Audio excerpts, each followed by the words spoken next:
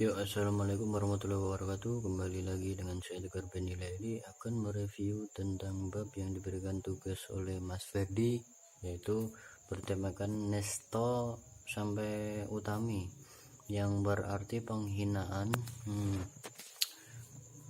Penghinaan di mungkin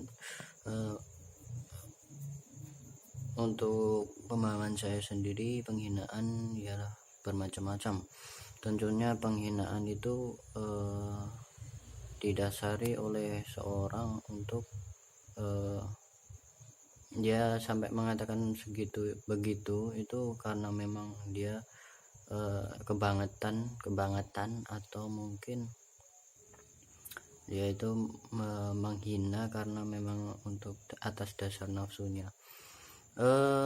Mungkin kita bisa lihat juga karena memang di dunia ini penghinaan sungguh suatu yang agak tidak wajar ya untuk sebagai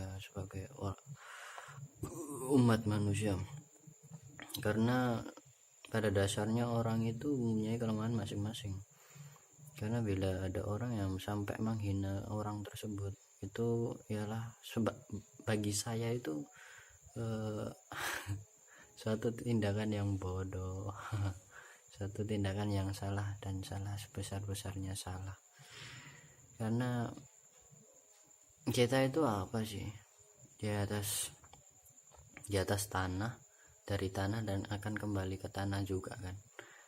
Kita makan dari tanah, kita minum dari tanah kan, air akan muncul dari tanah kan, karena wadahnya tanah. Kita juga hidup di tanah, rumah kita berasal dari tanah, kayu perabotan dari tanah.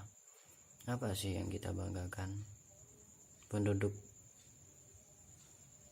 bumi harus merasa seperti bumi, penduduk langit harus merasa seperti langit. Kita itu pembutuh bumi boy, tidak harus menghina. Yang berhak menghina kita itu adalah pencipta kita, Allah Subhanahu wa Ta'ala. Gitu aja intinya. Kalau di dunia ini bila mana ada penghinaan, itu sudah tidak wajar lagi untuk saya, sudah tidak wajar lagi untuk bila mana ia meneruskan atas hal, dan sebenarnya kita sudah mengingatkan.